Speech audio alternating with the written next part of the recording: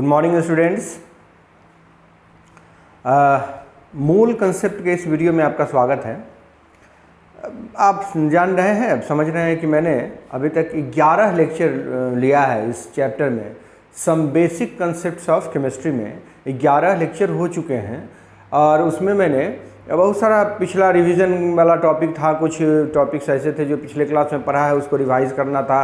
कुछ ऐसे टॉपिक्स थे जिसकी ज़रूरत पड़ने वाली हमको मूल कंसेप्ट पढ़ने में, न्यूमेरिकल्स को सॉल्व करने के लिए वो चैप्टर्स पढ़ा, वो टॉपिक्स को रिवाइज़ किया। तो कुल मिलाकर मैंने अभी तक 11 लेक्चर लिया हुआ है। ये 12वां लेक्चर है और यह भी मूल कंसेप्ट पर आधारित है। मूल कंसेप्ट का ही एक एक्सटेंशन है, एक एप्लीकेशन है।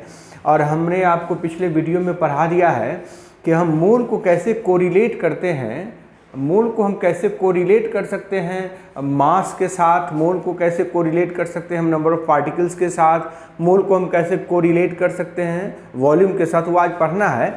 तो एक बार मैं पिछले क्लास की बात थोड़ी सी याद दिला दूं आपको कि मैंने आपको कहा था कि मूल के बारे में पूरा इंट्रोडक्शन दिया था कि मूल होता क्या है, उसका लिटरल मीनिंग क्या है, मूल की ज़रूरत क्यों है, उसी नंबर को एक मोल क्यों कहा जाता है, मोलर मास क्या है, ग्राम एटॉमिक मास या ग्राम मॉलिक्यूलर मास क्या है। ये सारी बात हम लोग कर चुके हैं। अभी मैं आपको एक बार याद दिला देता हूं कि पिछले क्लास में याद दिलाने की ज़रूरत इसलिए है क्योंकि अभी उसकी ज़रूरत पड़ेगी हमें। और आपको अगर उसमें पूरा डेप्थ में चाहिए नॉलेज, पूरा रिवीजन करना चाहते हैं तो पिछला वीडियो ज़रूर देखें, 11वां लेक्चर।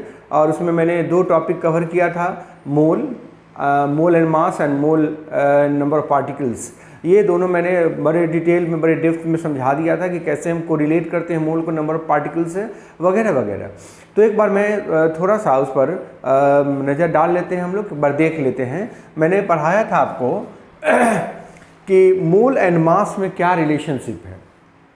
तो एक बात तो जानते हैं बच्चों, आप तो एक बात सब लोग समझ रहे हैं कि एक मोल का मतलब होता है कलेक्शन ऑफ 6.02 × 10⁻23 पार्टिकल्स। उतने पार्टिकल्स के कलेक्शन को हम एक मोल कहते हैं। तो उतने के मास को हम मोलर मास कहते हैं। तो वही मैंने लिखा है, एक मोल का मतलब होता है मास ऑफ दिस, मास के टर्म में अगर लिखें तो मास ऑफ 6.02 × 10⁻23 पार्टिकल्स। वो पार्टिकल्स एटम हो सकता है, मॉलिक्यूल्स होता है, इलेक्ट्रॉन, प्रोटॉन, कुछ भी हो सकता है। और उतने के मास को हम एक नाम देते हैं मोलर मास, मोल का मास। और उसी को एटॉमिक मास कहते हैं, ग्राम एटॉमिक मास के ही मैंने यहाँ लिख दिया ब्रैकेट में, ग्राम में, ग्राम एटॉमिक मास। एटॉमिक मास यूनिट में नहीं हम कह सकते हैं, इसको ग्राम एटॉमिक मास कहेंगे। Molecular mass of a molecule in gram, यहाँ भी ग्राम मॉलिक्यूलर मास कहेंगे। और एक फार्मूला हम लोग ने डिराइव करा था पिछले वीडियो में, आप देख सकते हैं, number of moles is equal to given mass by molar mass. ये भी हम लोगों ने फार्मूला निकाला था। अब दूसरा रिलेशनशिप भी उसमें पढ़ा था, relationship between mole and number of particles. तो सब लोग जानते हैं मोल का डेफिनेशन ही है, एक मोल का मतलब हुआ कलेक्शन ऑफ 6.02 × 10⁻23 पार्टिकल्स। तो उतने उस नंबर को, उस खास नंबर को हम लोग एक मोल कहते हैं। तो वही लिखा मैंने, एक मोल का मतलब हुआ कलेक्शन ऑफ 6.02 × 10⁻23 पार्टिकल्स। इतने के कलेक्शन को हम एक मोल कहते हैं। तो उतने पार्टिकल का मतलब हुआ इतना आइटम्स, इतना मॉलिक्यूल्स, इतना इलेक्ट्रॉन, इतना प्रोटॉन, इतना न्यूट्रॉन, जो भी आप पार्टिकल्स लेते हैं, उतना आदमी, उतना पेन, उतना स्टार्स, उतना सन, उतना फैन, उतना वॉच, जो आप लिखना चाहें, उसका मतलब एक मोल हुआ। अब उसी में मैंने एक फार्मूला डिराइव किया था कि नंबर ऑफ पार्टिकल्स कैसे निकालेंगे। कोई खास मास दिया हुआ है, किसी भी सब्सटेंस का मास दिया हुआ है, तो उसमें कितने पार्टिकल्स होंगे, कितने इलेक्ट्रॉन्स, कितने प्रोटॉन्स, कितने एटम्स, कितने मॉलिक्यूल्स, कितने न्यूट्रॉन्स, वो निकालने के लिए हम फार्मूला का इस्तेमाल करते हैं। और वो फार्मूला था given mass by molar mass into n, small n, into 6.02 × 10⁻23। ये फार्मूला निकाला था जिसमें n का वैल्यू मैंने कहा था कि number of that particles whose number is to be calculated per molecule, per atom, per substance. मतलब उस सब्सटेंस में, जो गिवन सब्सटेंस है उसमें उसके कितने आइटम्स हैं, कितने मॉलिक्यूल्स हैं, कितने इलेक्ट्रॉन्स हैं वगैरह वगैरह, ये हम अगर करते हैं तो वो n का वैल्यू होता है। n का वैल्यू हमने लिखा यहाँ, और उसी को एक सिंप्लीफाई वे में लिखा, given mass by molar mass into n into Na का मतलब है एवोगाड्रो नंबर, जो 6.02 इंटू 10⁻23 हुआ। तो हमने आपको ये सब समझा दिया, हमने आपको ये याद दिला दिया कि एक मोल का मतलब, मोल को मास से कैसे कोरिलेट करेंगे, मोल को नंबर ऑफ पार्टिकल से कैसे कोरिलेट करेंगे, ये सारी बात आपको समझा दिया है, रिवाइज करा दिया, याद दिला दिया। अब हम आते हैं अपने आज के टॉपिक पे, मोल एंड वॉल्यूम। मोल को वॉल्यूम से कैसे कोरिलेट किया जा सकता है, हमको ये समझना है। मोल को हम वॉल्यूम से कैसे कोरिलेट करेंगे, हमको इस बात की चर्चा करनी है आज, इसको समझना है, इसको उसके फॉर्मूला में कन्वर्ट कर देना है। तो पहले हमको ये समझना होगा कि मोल और वॉल्यूम को स्टडी करने वाले कौन थे। तो आपको बता दूं मैं कि बहुत पुरानी बात है, 19वीं शताब्दी में एमिडियो एवोगाड्रो नाम के एक साइंटिस्ट हुआ करते थे, और उन्होंने उस समय एक हाइपोथेसिस का मतलब मैं समझा देता हूँ कि बहुत सारी घटनाएं हम ऑब्जर्व करते हैं, उन घटनाओं में जो कॉमन बात हमको दिखती है हम उसको कहते हैं कि ये लॉ हो जाता है, सबों में ये ऐसा होता है, तो यह एक सत्य हो गया, ध्रुव सत्य, यूनिवर्सल ट्रूथ हो गया।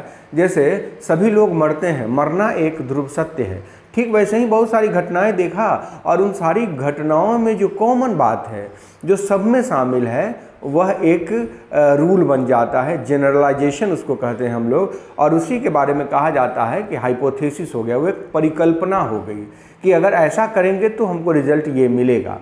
तो ठीक वैसे ही एमिडियो एवोगाड्रो ने बहुत सारे गैस के वॉल्यूम को स्टडी किया, और उन्होंने टेम्परेचर और प्रेशर को कांस्टेंट रखा। टेम्परेचर और प्रेशर को कांस्टेंट रखकर जब वॉल्यूम को स्टडी किया उन्होंने, तो उन्होंने एक कॉमन सा रिजल्ट पाया कि टेम्परेचर और प्रेशर कांस्टेंट रखकर जब स्टडी करते हैं तो किसी भी गैस के बराबर वॉल्यूम में, अगर वॉल्यूम बराबर है 1 लीटर है, सभी गैस के 1 लीटर वॉल्यूम में उस गैस के मॉलिक्यूल्स की संख्या बराबर होगी। जैसे वही एवोगाड्रो ने कहा, मैंने ये लिखा है, हाइपोथेसिस जो था एवोगाड्रो का वो बाद में एक्सपेरिमेंटली सही साबित हुआ, उसको लैब में प्रूव किया गया, और तब वह एक लॉ बन गया जिसको हम लोग एवोगाड्रो लॉ के नाम से जानते हैं। एवोगाड्रो लॉ जो है वो दिया जाता है गैस के वॉल्यूम और मोल को कोरिलेट करने के लिए, और एवोगाड्रो के लॉ में कहता है कि at constant temperature and pressure equal volume of all the gases, दुनिया के सारे गैस के इक्वल वॉल्यूम में have equal number of molecules की संख्या बराबर होगी। अगर गैस का वॉल्यूम बराबर है तो उनमें प्रेजेंट मॉलिक्यूल्स की संख्या बराबर होगी। इसका यह मतलब हुआ कि at constant temperature and pressure number of molecules of O2 in 1 litre of it, मतलब 1 लीटर ऑक्सीजन में ऑक्सीजन मॉलिक्यूल की जो संख्या होगी उतनी ही संख्या 1 लीटर कार्बन डाइऑक्साइड गैस में होगी। किसके मॉलिक्यूल्स की? कार्बन डाइऑक्साइड गैस मॉलिक्यूल्स की। इसमें ये नहीं समझना है कि ऑक्सीजन के मॉलिक्यूल्स की उतनी संख्या होगी, ये दूसरी बात हो गई। यहाँ हमने कहना ये है कि अगर हम 1 लीटर O2 लेते हैं और 1 लीटर CH4 गैस लेते हैं, मीथेन गैस लेते हैं, तो 1 लीटर O2 में, ऑक्सीजन में O2 मॉलिक्यूल की जितनी संख्या होगी उतनी ही संख्या 1 लीटर मीथेन में CH4 मॉलिक्यूल की होगी। ऐसा नहीं उसमें कहेंगे कि कार्बन की संख्या उतनी है, हाइड्रोजन की संख्या उतनी, ये गलत हो जाएगा। और हमको ये समझना है कि उस मॉलिक्यूल्स की संख्या उस गैस में उतनी होगी। तो इसको सीधा सा लिखने का यह तरीका हुआ कि अगर हम कांस्टेंट टेम्परेचर और प्रेशर रखते हैं तो V जो होगा वो डायरेक्टली प्रोपोर्शनल होगा N के, जिसमें N जो हुआ वो नंबर ऑफ मोल्स हुआ। नंबर ऑफ मॉलिक्यूल्स भी कह सकते हैं, क्योंकि मोल्स है तो वो मॉलिक्यूल में भी कन्वर्ट किया जा सकता है। तो ये इसका मैथमेटिकल फॉर्म हुआ। अब इसको थोड़ा सा और एक्सपेरिमेंटली उन्होंने आगे बढ़ाया, एवोगाड्रो ने इसको और आगे बढ़ाया। हमेशा ये बात ध्यान रखना है कि जब कभी हम वॉल्यूम की बात करते हैं एवोगाड्रो लॉ के हिसाब से, तो वो 1 मोल, किसी भी गैस के 1 मोल की बात हम करते हैं। एवोगाड्रो ने कैलकुलेट किया कि बहुत सारे गैस का वॉल्यूम कैलकुलेट किया उन्होंने, बहुत सारे गैस को स्टडी किया और उन्होंने देखा, जैसे मैंने आपको बताया अभी कि टेम्परेचर और प्रेशर को कांस्टेंट रखना है। तो टेम्परेचर और प्रेशर को कांस्टेंट रखने का मतलब हुआ उन्होंने नॉर्मल टेम्परेचर एंड प्रेशर लिया, एनटीपी पे किसी भी गैस के 1 मोल का वॉल्यूम उन्होंने पाया 22.4 लीटर।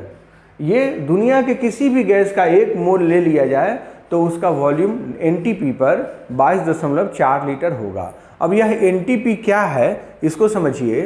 कहता है normal temperature and pressure.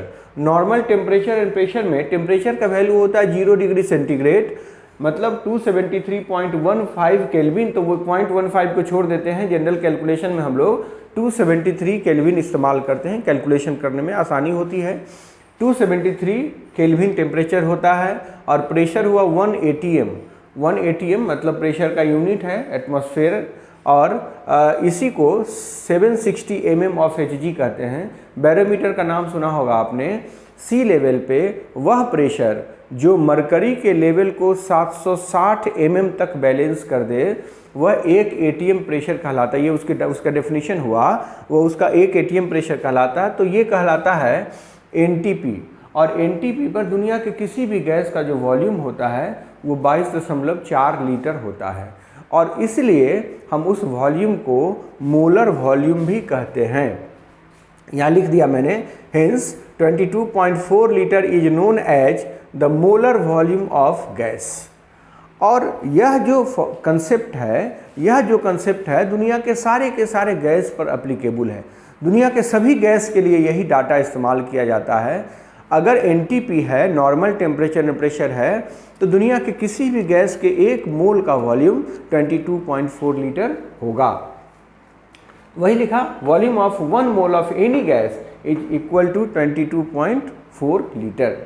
It means 1 mole of any gas, अगर हम 1 मोल की बात करें तो वो वॉल्यूम में कितना के बराबर होगा? 22.4 लीटर। कंडीशन क्या है? कंडीशन है NTP, normal temperature and pressure. अगर इसको बदल दीजिएगा तो ये वॉल्यूम इतना नहीं रहेगा। क्या होगा हम अभी बात करते हैं, लेकिन वो उतना नहीं रहेगा। इसका मतलब हुआ कि जब कभी हमको मोल और वॉल्यूम में रिलेशनशिप बताना होगा तो यह बात हमेशा ध्यान रखना होगा कि टेम्परेचर एंड प्रेशर का कंडीशन जो है वो कांस्टेंट होना चाहिए, वो एक सर्टेन कंडीशन होना चाहिए। अगर वो कंडीशन बदल जाएगा तो यह रिलेशनशिप वैलिड नहीं होगा। ये रिलेशनशिप तभी वैलिड है जब ये एनटीपी है। उसी में एक बात और भी आती है, STP, standard temperature and pressure. Standard temperature and pressure में थोड़ा सा फ़र्क है। फ़र्क ये है कि टेम्परेचर तो 273 केल्विन ही होता है, लेकिन प्रेशर 1 बार होता है। स्टैंडर्ड उसका ऐसा यूनिट हुआ बार, तो 1 बार लेते हैं जो 0.98 ATM के बराबर होता है, मतलब थोड़ा सा कम होता है प्रेशर। तो इसलिए वॉल्यूम थोड़ा बढ़ जाता है, 22.7 लीटर हो जाता है। एसटीपी पर किसी भी गैस का 1 मोल 22.7 लीटर के बराबर होगा, मतलब उस समय मोलर वॉल्यूम 22,700 मिलीलीटर होगा। लेकिन कैलकुलेशन जब हम लोग करते हैं तो वहाँ 22.4 ही इस्तेमाल किया जाता है, 22.7 नहीं इस्तेमाल करते हैं। कॉमनली ये यूज किया जाता है, लेकिन अगर 22.7 इस्तेमाल किया जाए तो एकदम एग्जैक्ट आंसर आएगा। तो आप इस बात का ध्यान रखेंगे। अब जब हमने ये समझ लिया कि दुनिया के किसी भी गैस के 1 मोल का वॉल्यूम 22.4 लीटर होता है एट एनटीपी, तो अब हम नंबर ऑफ मोल्स कैलकुलेट कर सकते हैं, नंबर ऑफ पार्टिकल्स कैलकुलेट कर सकते हैं, जिसमें मॉलिक्यूल्स, एटम्स, इलेक्ट्रॉन्स, प्रोटॉन्स आएंगे। एक एग्जाम्पल से मैंने इसको समझाने की कोशिश की है, मैं एक आपको समझाता हूँ। सवाल है, calculate number of moles and number of molecules in 11.2 litre of ammonia NH3। तो 11.2 लीटर हुआ, एनटीपी लिख दिया है एट एनटीपी। तो सभी लोग जानते हैं कि किसी भी गैस का, चाहे वो अमोनिया हो, चाहे वो CO2 हो, चाहे CH4 हो, उसका 1 मोल का वॉल्यूम एनटीपी पे कितना? 22.4 लीटर। इसका मतलब 22.4 लीटर 1 मोल हुआ, तो 1 लीटर 1/22.4 लीटर 4 मोल, और 11.2 लीटर तो ये इतना हो गया, यही मोल हुआ। तो अब इसको कहेंगे, हम अगर फार्मूला लिखना चाहें नंबर ऑफ मोल्स, तो given volume at NTP, not other condition, not in any other condition, given volume at NTP by 22.4 litre, जो कि मोलर वॉल्यूम है। तो इसको हम डिवाइड कर दिए तो ये नंबर ऑफ मोल्स निकल गया। और आप सभी लोग जानते हैं, पढ़ चुके हैं, आप एकदम उससे रूबरू हैं कि अगर हमको मोल्स पता चल गया तो नंबर ऑफ मॉलिक्यूल्स निकालना बड़ा आसान है। नंबर ऑफ मोल्स में 6.02 इंटू 10⁻23 से मल्टीप्लाई कर देंगे और वो नंबर ऑफ मॉलिक्यूल्स दे देगा। तो इस तरह से हम आसानी से नंबर ऑफ मॉलिक्यूल्स निकाल लेंगे। लेकिन कंडीशन यही हुआ कि जो भी डाटा अवेलेबल हो वो किस में अवेलेबल हो, किस पर अवेलेबल हो, एनटीपी पर। अगर दूसरे कंडीशन में अवेलेबल है हमारे पास डाटा तो वो कैलकुलेशन गलत हो जाएगा और यह कंसेप्ट वहाँ अप्लीकेबल नहीं होगा। तो उसको वहाँ अप्लीकेबल करने के लिए हमें करना क्या चाहिए, ये भी समझ लेते हैं। ये भी समझ लेते हैं कि अगर किसी दूसरे कंडीशन में दिया हुआ है डाटा, कहते हैं कि मोलर वॉल्यूम जो है, मोलर वॉल्यूम ये होगा 22.4 लीटर ओनली एट एनटीपी। ये दूसरे कंडीशन में नहीं होगा। अब अगर किसी दूसरे कंडीशन में दिया हुआ है, सपोज कीजिए हम एक छोटा सा एग्जांपल लेते हैं, क्वेश्चन से हम उसको ज़्यादा क्लैरिफाई कर पाएंगे कि volume of CO2 gas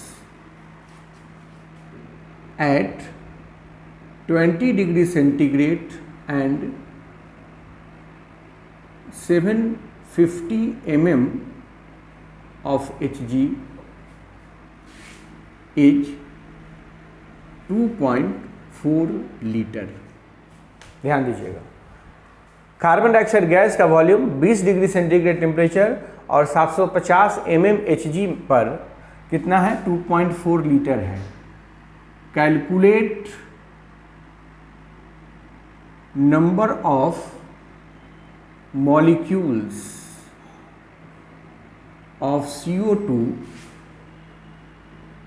in it, ये सवाल है।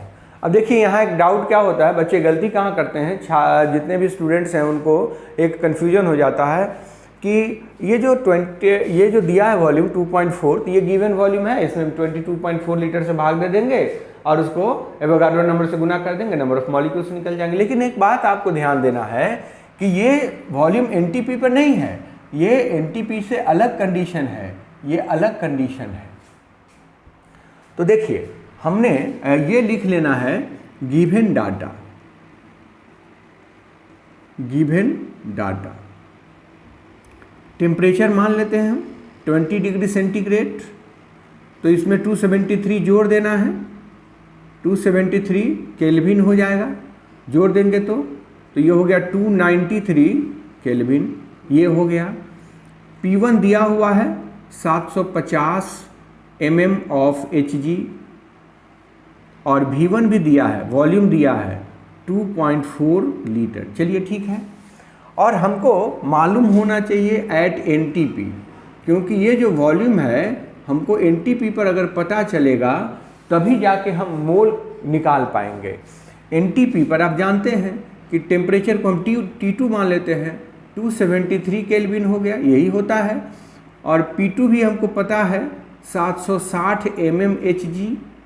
देखिए यहाँ पर अगर ये ATM में लिखा होता तो मैं यहाँ ATM में 1 ATM लिखता, चूँकि यहाँ यूनिट इसका mm ऑफ Hg लिखा है, इसलिए मैं यहाँ उसी यूनिट में इस्तेमाल कर रहा हूँ, उसी डाटा को इसका इस्तेमाल कर रहा हूँ।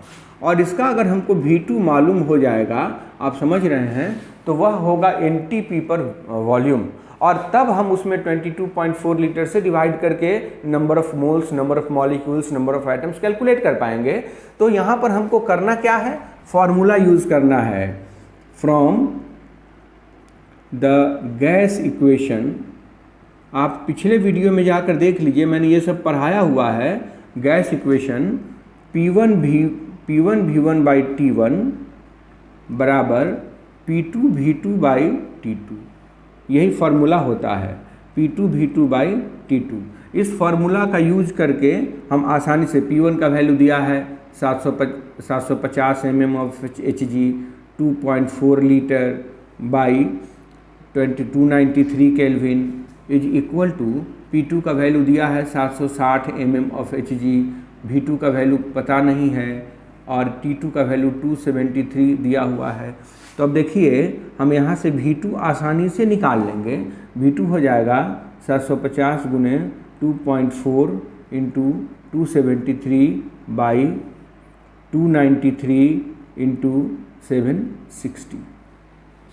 अब ये जो वॉल्यूम निकलेगा, जो भी वॉल्यूम आएगा वो किस पर निकलेगा? NTP पर। अब जब NTP पर हमको वॉल्यूम मालूम हो जाएगा तो हम बड़े आसानी से नंबर ऑफ मोल्स निकाल देंगे। Now number of moles of CO2, तो वॉल्यूम हो गया, जो वॉल्यूम हमने निकाला 750 इंटू 2.4 इंटू 273/293 इंटू 760 बाई 22.4, तो 22.4 इतना हो गया मोल। और जब मोल निकल गया तो नंबर ऑफ मॉलिक्यूल्स निकाल देना है। Number of molecules of CO2, तो हो जाएगा नंबर ऑफ मोल्स जो अभी निकाले हैं इंटू 6.02 इंटू 10⁻23। तो यह हमेशा सावधानी रखना है कि जो भी वॉल्यूम के टर्म में हम अगर मोल को डिफाइन करना चाहते हैं तो वह वॉल्यूम NTP पर ही होना चाहिए। अगर वो NTP के दूसरे कंडीशन में है तो हमारे पास ऑप्शन है, हम आसानी से उस वॉल्यूम को NTP पर निकाल सकते हैं।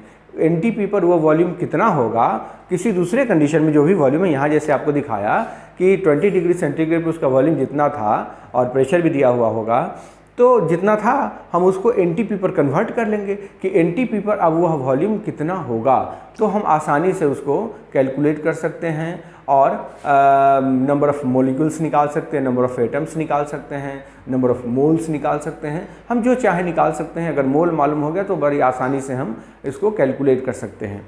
तो ये हुआ नंबर ऑफ़ मोल्स एंड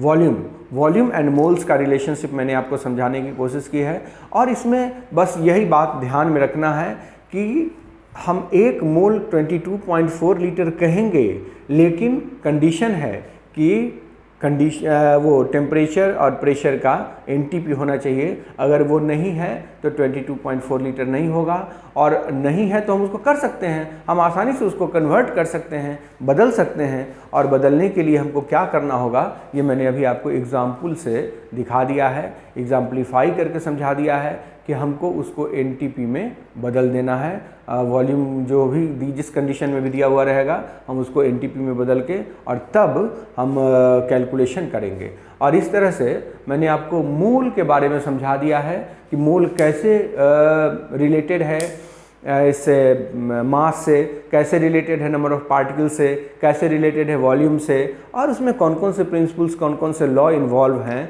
ये सब मैंने आपको समझाया है। और इसको मैं समझता हूँ कि आप इसको अगर एक बार नहीं 2 बार देखें, 3 बार देखें, और अगर कोई डाउट होता है तो आप कमेंट बॉक्स में ज़रूर लिखें ताकि मैं उसका जवाब लिख पाऊँगा। और एक बार फिर से रिक्वेस्ट करता हूँ कि अगर आपने चैनल सब्सक्राइब नहीं किया है तो चैनल सब्सक्राइब करें और लाइक देना न भूलें। सब्सक्राइब करने से आपको नोटिफिकेशन सभी वीडियोस का मिलता रहेगा। और मैं आपको विश्वास दिलाता हूँ कि ये जितने जो भी सिलेबस हैं हमारा 11th क्लास का वो मैं पूरा करूँगा और पूरा सिलेबस पढ़ाऊँगा मैं। और एक कहा मैंने आपको कि एकदम आप नए एकदम कोरे कागज़ है, इस तरह से मैं ये समझ के मैं पढ़ाता हूँ। और इसलिए मैंने इतने बेसिक चीज़ से शुरू किया कि मोल क्या है और वॉल्यूम कैसे कोरिलेट करते हैं, ये मैंने समझाने का कोशिश किया है। तो अगर आपको ये वीडियो अच्छा लगा है तो निश्चित रूप से लाइक बटन देना न भूलें। अब हम इसको थोड़ा सा आगे बढ़ाना चाहते हैं, मोल को अप्लाई करना चाहते हैं, मोल का एप्लीकेशन देखना चाहते हैं।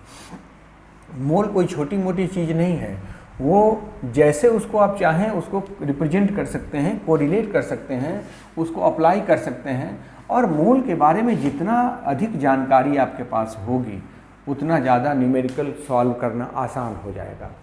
तो उससे पहले हम एप्लीकेशन में जाने से पहले आपको ये समझा दें कि कंसंट्रेशन ऑफ सॉल्यूशन, यही टॉपिक है, कंसंट्रेशन ऑफ सॉल्यूशन, जिसमें मोलैरिटी, नॉर्मलिटी वगैरह आपने नाम कभी सुना होगा, तो हम लोग वही पढ़ते हैं इस टॉपिक में, कंसंट्रेशन ऑफ सॉल्यूशन में। तो आपको मैं समझा दूं कि ये सॉल्यूशन होता क्या है। तो सॉल्यूशन से पहले आपने एक टॉपिक पढ़ा होगा, मिक्सचर। मिक्सचर किसको कहते हैं? मिक्सचर का मतलब हुआ combination of two or more substances, combination of two or more substances in any ratio, किसी भी रेशियो में दो या दो से अधिक सब्सटेंस को मिला दीजिए तो वो कहलाएगा मिक्सचर। मिक्सचर के बारे में आप जानते हैं, ये मिक्सचर दो तरह का होता है। एक होता है होमोजीनियस मिक्सचर, और एक होता है हेट्रोजीनियस मिक्सचर।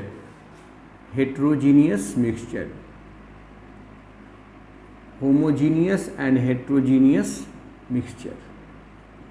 तो होमोजीनियस मिक्सचर का मतलब हुआ कि एक ऐसा मिक्सचर है जिसमें जो पार्टिकल्स हैं उनका सिमेट्रिक डिस्ट्रीब्यूशन होता है। सिमेट्रिक डिस्ट्रीब्यूशन ये आप पढ़े हुए हैं, इसलिए मैं केवल सिंबॉलिक ढंग से लिख देता हूँ।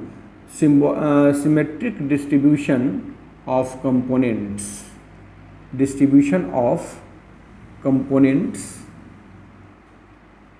पूरे मिक्सचर में कंपोनेंट्स जो भी हैं उनका सिमेट्रिक डिस्ट्रीब्यूशन होता है, और अनसिमेट्रिक डिस्ट्रीब्यूशन होगा, अनसिमेट्रिक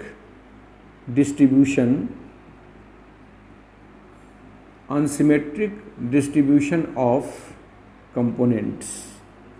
तो अब हम उसको कहते हैं कि वो हेट्रोजीनियस मिक्सचर है।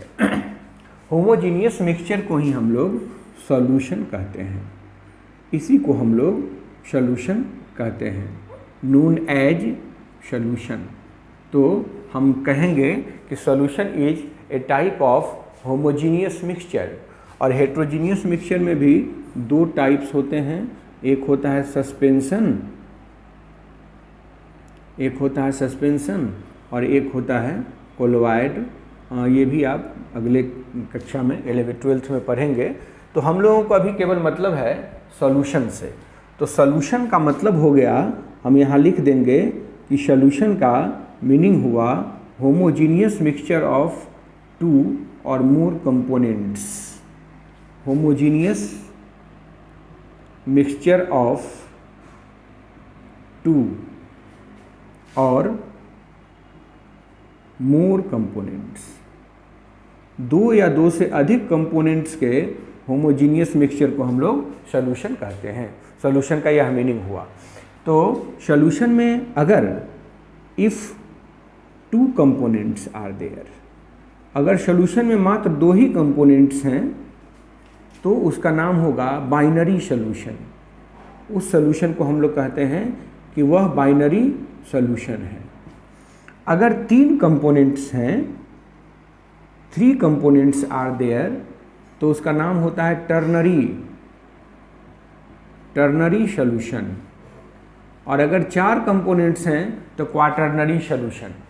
तो अगर आप सिंपली कहते हैं सॉल्यूशन, हम अगर बोल देते हैं सिंपली सॉल्यूशन, तो उसका मीनिंग होगा, अगर सॉल्यूशन बोलते हैं तो उसका मीनिंग समझा जाएगा कि वह बाइनरी सॉल्यूशन है, वह बाइनरी सॉल्यूशन।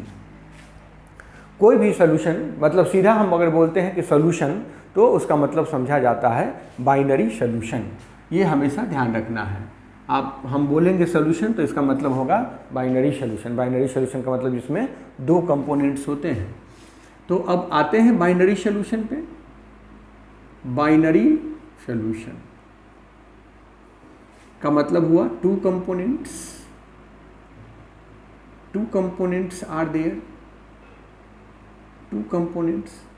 तो बाइनरी सॉल्यूशन में दो कंपोनेंट्स जो होंगे, एक मेजर कंपोनेंट होगा, एक मेजर कंपोनेंट होगा, एक ज़्यादा होगा अधिकता में, और एक होगा माइनर कंपोनेंट, एक होगा माइनर कंपोनेंट, एक मेजर कंपोनेंट और एक माइनर कंपोनेंट। मेजर कंपोनेंट कहते हैं एक ऐसा कंपोनेंट जो ज़्यादा में हो, तो उसको हम लोग कहेंगे सॉल्वेंट, नोन एज सॉल्वेंट, हम उसको कहते हैं सॉल्वेंट। और जो माइनर कंपोनेंट होते हैं उनको कहा जाता है नोन एज सॉल्यूट, उसको सॉल्यूट कहते हैं। तो सॉल्यूशन के लिए एक शब्द इस्तेमाल किया जाता है for solution, we say solute is dissolved, solute is dissolved into solvent, solute जो है वो सॉल्वेंट में डिजॉल्व हो गया, ऐसा कहते हैं। तो आपने समझा कि सॉल्यूट किसको कहेंगे, सॉल्वेंट किसको कहेंगे। जैसे अगर हम पानी मतलब वाटर और शरबत बनाते हैं, वाटर एंड शुगर का हम मिक्सचर बनाते हैं, वाटर एंड शुगर का हम मिक्सचर बनाते हैं, जिसको आप हिंदी में शरबत कहते हैं। तो शरबत में पानी ज़्यादा रहता है तो ये हुआ सॉल्वेंट, और चीनी कम रहता है तो ये हुआ सॉल्यूट। ये एक जनरल कंसेप्ट हुआ, एक जनरल कंसेप्ट हुआ। जैसे लोहा में स्टील जो होता है, स्टील में क्रोमियम भी होता है और आयरन भी होता है। तो आयरन जो होगा वो सॉल्वेंट होगा, यह एक एलॉय हुआ, और क्रोमियम जो होगा वो सॉल्यूट होगा, क्योंकि क्रोमियम कम अमाउंट में होता है और आयरन ज़्यादा अमाउंट में होता है। तो ये हमेशा याद रखना है। लेकिन कभी कभी क्या होता है कि डाउटफुल केस हो जाता है कि एग्ज़ाम में क्वेश्चन पूछेगा कि nitric acid is provided and it is labelled as 68% weight by weight. अभी वेट बाई वेट आपको पढ़ाऊँगा मैं। तो इसका मतलब ये हुआ, मैं पहले थोड़ा सा क्लियर कर लेना चाहता हूँ कि इसका मतलब ये हुआ कि 100 ग्राम अगर सॉल्यूशन है तो उसमें से 68% नाइट्रिक एसिड है और 32% वाटर है इसमें। तो वहाँ पर आप सॉल्वेंट किसको मानेंगे, नाइट्रिक एसिड को। ऑब्वियस है कि हम उसको नाइट्रिक एसिड को, चूँकि वो मेजर कंपोनेंट हम उसी को सॉल्वेंट मानेंगे। लेकिन जो क्वेश्चन बना के दिया जाता है, आंसर किया आता है, उसमें लोगों ने वाटर को माना होता है सॉल्वेंट और उसी के बेसिस पर आंसर दिया हुआ रहता है। तो अगर कोई ध्यान नहीं देता है तो गलत हो जाएगा। तो आप एक प्रिकॉशनरी मेजर के तहत हमेशा वाटर को आप सॉल्वेंट लीजिएगा, जबकि ये हमेशा सही नहीं। डेफिनेशन पर ये बात है कि जो मेजर कंपोनेंट होगा वही सॉल्वेंट कहलाएगा, जो माइनर कंपोनेंट होगा वो सॉलिड कहलाएगा। ये बात ठीक है, ये डेफिनेशन भी है, यही होना भी चाहिए। लेकिन कभी कभी आंसर जो है वो वाटर को सॉल्वेंट मान के बना दिया जाता है, जबकि वहाँ माइनर कंपोनेंट होता है। तो उस बात में हमेशा कंट्रोवर्सी होती है, कंट्राडिक्टरी बात हो जाती है। तो वहाँ आपको ध्यान ये देना है कि अगर वाटर है और नाइट्रिक एसिड है तो नाइट्रिक एसिड को हम सॉल्यूट मान लेंगे। अगर आप बाय लॉ कहेंगे तब तो वाटर ही हुआ वहाँ सॉल्यूट, लेकिन मान के बना देते हैं। बहुत सारे बुक्स में वाटर को ही सॉल्वेंट मान के बना दिया और उसका आंसर भी मिला दिया। तो जो भी बातें हों, आप इतना ध्यान रखिएगा कि जो मेजर कंपोनेंट है वो सॉल्वेंट है, जो माइनर कंपोनेंट है वो सॉल्यूट है। तो यहाँ हमको बात करनी है कि कंसंट्रेशन का मतलब क्या होता है, किसी सॉल्यूशन के कंसंट्रेशन का मीनिंग क्या होता है, ये हमको समझना है। तो कंसंट्रेशन का मीनिंग हुआ कि कंसंट्रेशन, अभी तो मैंने आपको समझा दिया सॉल्यूट और सॉल्वेंट। तो concentration of solution means part of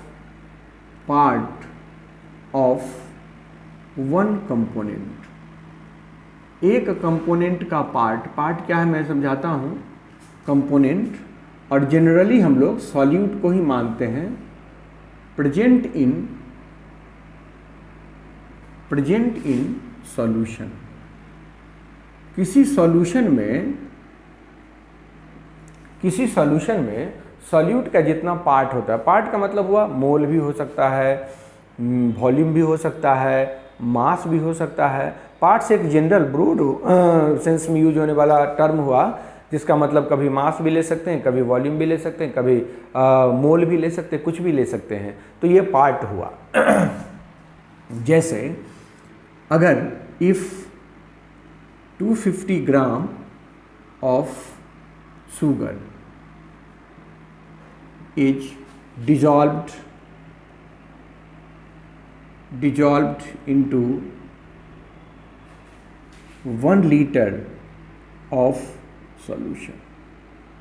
250 gram sugar 1 litre solution में डिजॉल्व है, तो कंसंट्रेशन हुआ, हम लोग कहेंगे concentration of solution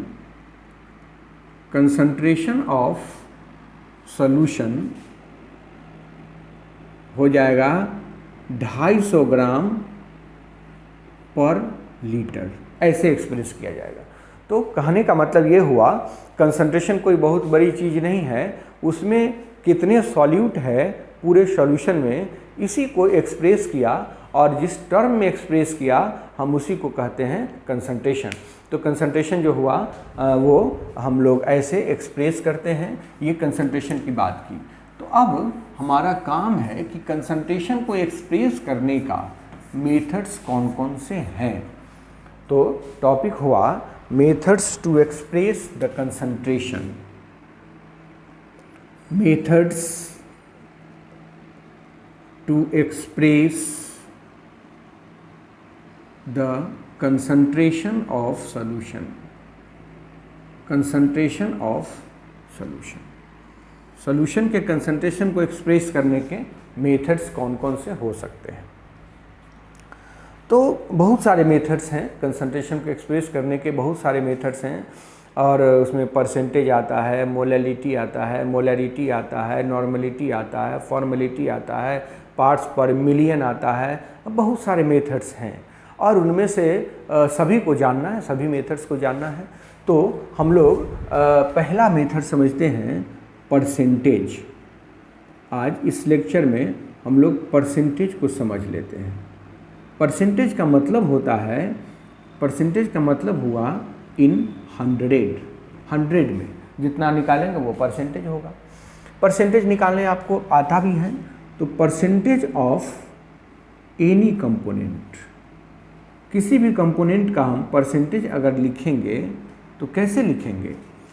parts of one component, parts of one component. Parts मतलब समझ गए होंगे, मास हो सकता है, वॉल्यूम हो सकता है। Total parts of solution, total parts of solution into 100, यही हम लोग परसेंटेज एक्सप्रेस करने में यूज़ करते हैं। जिसमें से ये पार्ट्स जो है ये हो सकता है कि ये मास हो सकता है कि यह वॉल्यूम हो सकता है कि यह मोल हो, कुछ भी हो सकता है, लेकिन वो होगा, हम लोग निकालते भी हैं कि given mass by total mass into 100, यही परसेंटेज होता है। तो परसेंटेज डिफरेंट टाइप्स के होते हैं। परसेंटेज का टाइप डिफरेंट होता है, जैसे percentage by mass, percentage by mass, जिसको वेट बाय वेट परसेंटेज कहा जाता है। ये हुआ given mass of one component, एक कंपोनेंट का given mass by total mass of solution, total mass of solution into 100। ये हुआ वेट बाय वेट परसेंटेज। जैसे अगर कहीं लिखा हो कि nitric acid is 68% weight by weight in water, ये लिखा रहेगा, ऐसे वेट बाय वेट लिखा रहेगा। तो इसका हम मतलब क्या समझेंगे? It means in 100 gram of solution nitric acid कितना है होगा? 68% है तो 68 ग्राम होगा, और बाकी जो वाटर हुआ दूसरा कंपोनेंट वो 32 ग्राम हुआ। तो ये हम इसका मतलब समझेंगे, वेट बाय वेट का ये मतलब होता है। और इसका एप्लीकेशन होता है, हम लोग करते हैं applicable in the solid solution. ये सॉलिड सॉल्यूशन के केस में एप्लीकेबल होता है, सॉलिड सॉल्यूशन के केस में एप्लीकेबल होता है। तो percentage, weight by weight percentage का इस्तेमाल हम लोग सॉलिड सॉल्यूशन के केस में करते हैं। बी, दूसरा है volume percentage. Volume percentage, volume percentage, तो जैसे मास परसेंटेज लिखा वैसे वॉल्यूम परसेंटेज लिखा जाता है, वॉल्यूम बाय वॉल्यूम परसेंटेज, ऐसे इसको लिखते हैं। और इसका मतलब आप समझ गए होंगे कि volume of one component, volume of one component by total volume, by total volume, total volume of solution into 100, यही होगा वॉल्यूम परसेंटेज। और वॉल्यूम परसेंटेज का अभी अपना एक मीनिंग हुआ, और ये ध्यान देना है कि वहाँ मास दिया है तो उसका मतलब क्या हुआ, और अगर वॉल्यूम दिया है तो उसका मतलब क्या हुआ। जैसे अगर कहीं लिखा है कि HNO3 या लिखा हुआ है H2SO4, अगर लिखा हुआ है ए solution of ethylene glycol, ethylene glycol एक एंटी फ्रिज सोल्यूशन बनाते हैं। Glycol is 62% volume by volume in water, ऐसा लिखा हुआ है। तो यहाँ समझना होगा हमको, इट मीन्स, इसका यह मतलब समझा जाएगा कि इन 100 ml, अब यहाँ पर बात बदल गई, वहाँ हमने 100 ग्राम माना था, यहाँ हमें मानना होगा 100 ml ऑफ सॉल्यूशन। अगर 100 मिलीलीटर सॉल्यूशन है तब उसमें इथिलीन ग्लाइकॉल, इथिलीन ग्लाइकॉल